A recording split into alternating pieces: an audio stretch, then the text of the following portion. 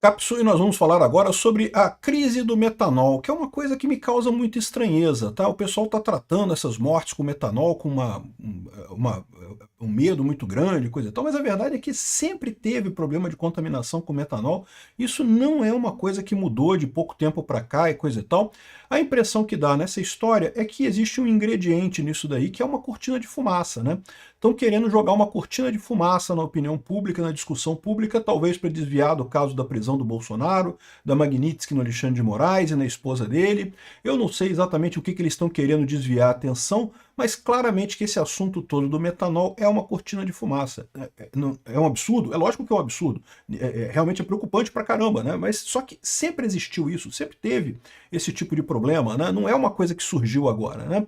E aí, curiosamente, uma das pessoas que foi aparentemente vítima disso, a gente não sabe, né? Porque tem duas possíveis causas da morte, é o advogado do Mensalão, e um dos fundadores do Grupo Prerrogativas e antigo auxiliar do Tomás Bastos, que era o advogado que foi ministro da Justiça do Lula e coisa e tal, já é falecido Tomás Bastos, né? Ele era Luiz Fernando Pacheco, infelizmente foi encontrado morto. Meus sentimentos aí à família, aos amigos dele, mas aparentemente ele foi assaltado. Foi uma tentativa de latrocínio em que o assaltante, né, bateu nele, deu um soco nele, ele caiu no chão e bateu com a cabeça muito forte, e isso teria causado problema. Antes disso, ele teria falado para amigos que tinha tomado metanol. Segundo os amigos era brincadeira, mas enfim, vamos entender esse caso aqui, porque virou um exemplo clássico de nexo causal e causa próxima para direito penal, né? Ou seja, o doutor Luiz Fernando Pacheco acabou prestando um último serviço aí ao direito ao apresentar um caso clássico de nexo causal, né? O assaltante deu um soco nele. Se ele tivesse sóbrio, se ele não tivesse tomado nada, será que ele morreria? Ou só cairia, mas teria reflexo para não ter uma pancada na cabeça? Então, e se o assaltante deu um soco nele, ele morreu em função desse soco, mas só porque ele já estava embriagado ou talvez contaminado por metanol, isso quer dizer que o assaltante matou ele, ou o assaltante não teve a intenção de matar ele, entendeu? Não tinha o conhecimento de que o ato dele pudesse causar esse tipo de coisa. Vamos entender esse caso aqui. Essa notícia foi sugerida por Inimigo do Estado, Magnitsky Não Tem Ombro e várias outras pessoas. Obrigado aí ao pessoal que sugeriu notícias lá no nosso site, no visãolibertaria.com, e obrigado a você que está assistindo o nosso vídeo. Se você gosta do nosso conteúdo, por favor, deixe o seu like, se inscreva aqui no canal, né? Pois bem, o Luiz Fernando Pacheco, advogado, ex-auxiliar do Tomás Bastos, criou o Grupo Prerrogativas e coisa e tal, e estava na quarta-feira passada, dia 1º, ele foi num bar lá próximo da casa dele e tomou umas e outras lá, bebeu um pouquinho. Até aí nada de errado, faz parte, né? Direito dele se divertir nisso daí. O problema todo é o seguinte, quando ele está voltando para casa, ele mandou uma mensagem para os amigos dizendo isso aqui, ó: acho que tomei metanol, escreveu o advogado numa mensagem para amigos, né?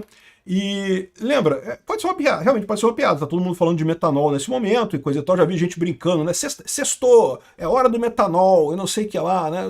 É brincadeira, né? Evidentemente, todo mundo sabe, metanol mata, é preocupante pra caramba isso daí, né? Mas enfim, e aí ele de fato fez essa brincadeira e foi encontrado morto realmente perto do bar. Ou parece que ele foi encontrado ainda ofegante, ainda vivo, mas foi levado para o hospital e não resistiu. O fato é que ele acabou morrendo, né, infelizmente, né?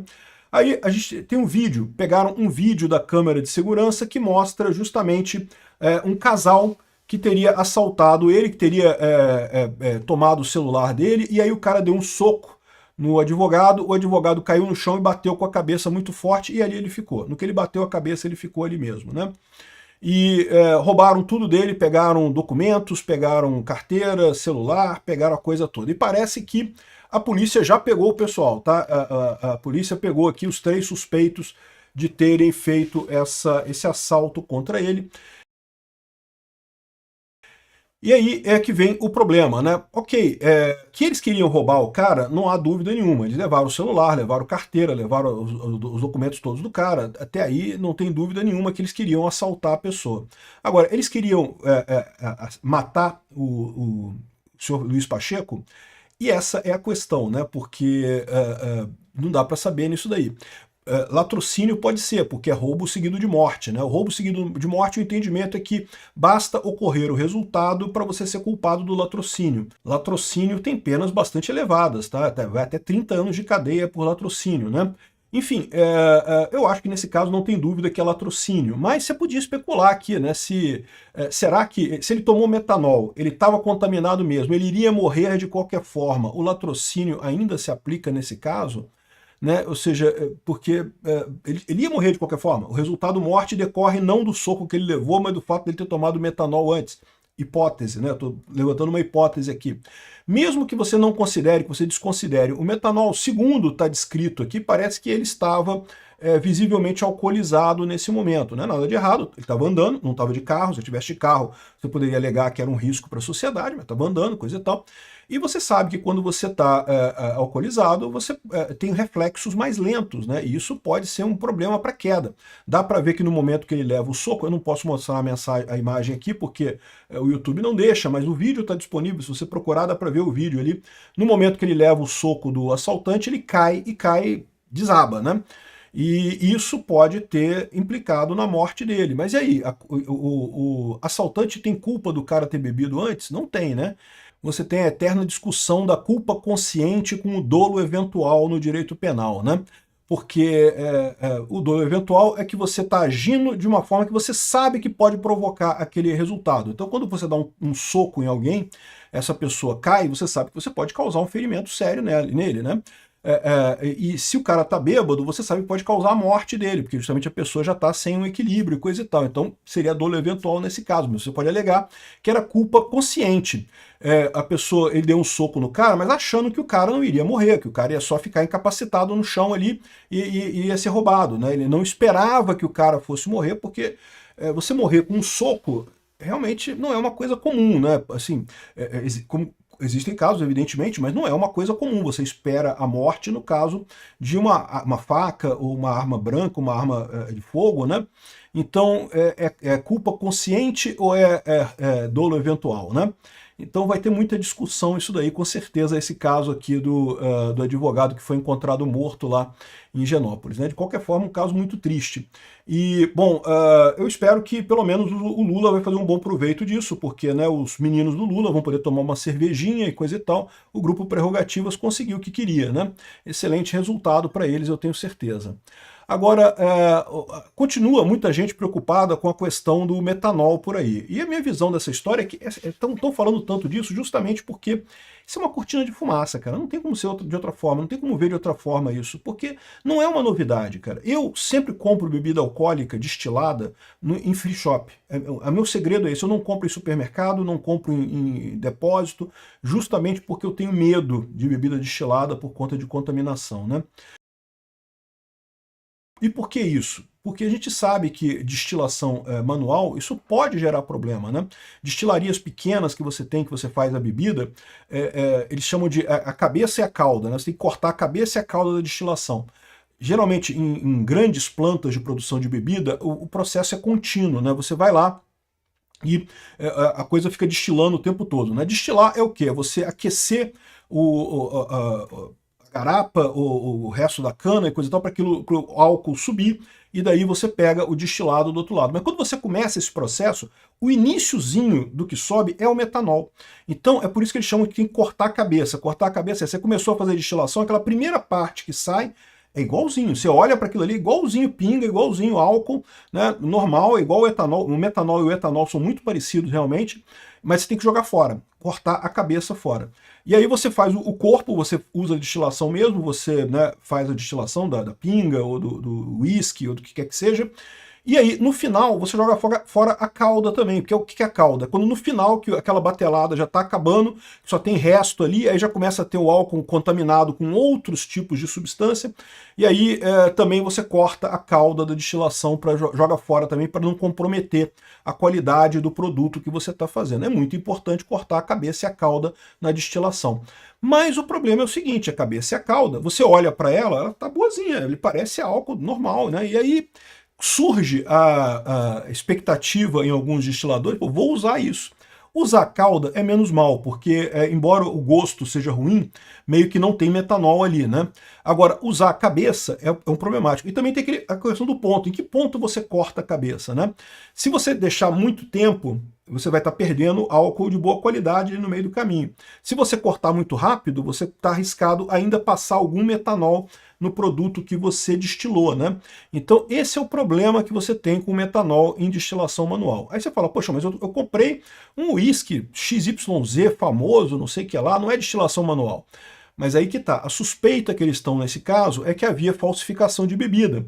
Eles desbarataram uma rede de pessoas que fazia lavagem de garrafa e falsificação de rótulo. E aí, o rótulo que você pegou é um rótulo, uma bebida cara, uma bebida conhecida e coisa e tal, mas o que está na garrafa não necessariamente. Aí eles falsificam tudo, fazem uma pinga de botequim, botam um monte de corante e aromatizante para ficar parecido com uísque, ou com gin, ou com o que quer que seja, e bota para vender esse negócio. Às vezes até mistura com um pouco do gin original, um pouco do uísque original, e bota para vender bebida falsificada. Isso sempre teve no Brasil, cara, isso sempre foi muito comum no Brasil. É por isso que eu sempre comprei em free shop, porque eu sei que o free shop compra lá da destilaria direto, compra direto do pessoal lá, já estão envolvidos no negócio de importação direto. Eles têm volume para comprar direto da fonte, né? Os outros, qualquer outro botequim ou bar aqui no Brasil, veja, tem algumas empresas de venda de bebidas que são de boa qualidade, que você sabe, que você confia e coisa e tal, mas nenhuma delas vai conseguir comprar direto da fábrica lá, vai ter que ter um intermediário no meio do caminho. E quanto mais intermediário você tem, maior o risco você corre disso daqui, né? O problema maior é em casa noturna e barzinho que vende isso daí. Isso é muito maior do que muito pior do que você comprar a garrafa. Por quê? Porque esse pessoal já tem até o truque. Em casa noturna eles fazem muito isso. Quando a pessoa acabou de chegar no show, na balada, eles dão um uísque bom, dão garrafa de verdade, né? Aí depois que a pessoa já tá bêbada, começa a botar outra garrafa lá, porque a pessoa não vai sentir o gosto mesmo, já tá bebendo ali, não vai sentir o gosto de nada.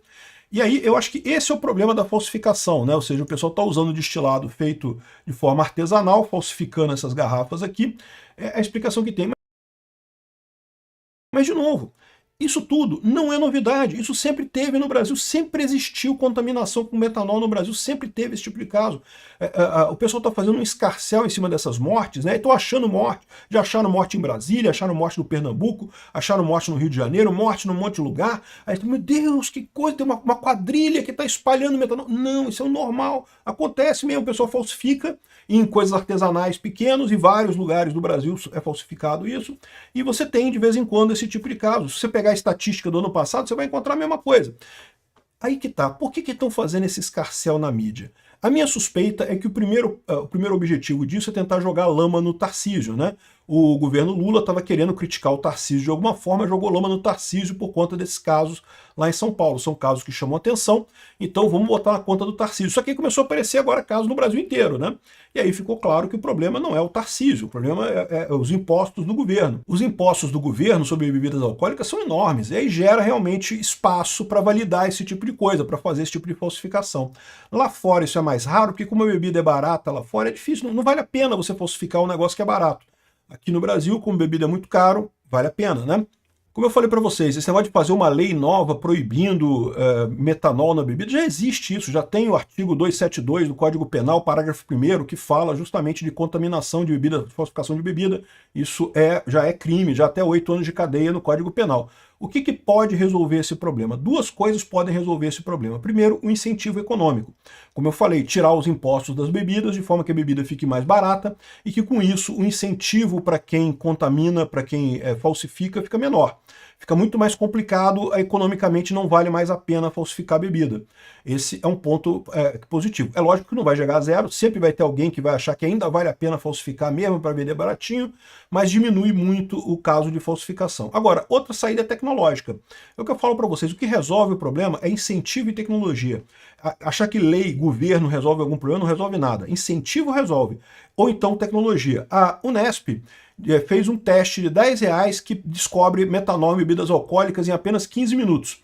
É uma tecnologia criada há 3 anos pelo Instituto de Química lá em Araraquara, ainda não tem parceiros para produção, mas pode ser um negócio interessante isso daqui, porque realmente no nosso país, que você tem esse tipo de problema, vale a pena você comprar isso daí. É verdade que 15 minutos ainda leva um tempo grande, mas Quem sabe o pessoal não consegue investigar mais isso daí, fazer um teste mais rápido e coisa e tal, porque, de qualquer forma, é uma coisa útil, né? Você pode, toda vez que você abrir uma garrafa, fazer o testezinho ali para ver se a garrafa está contaminada.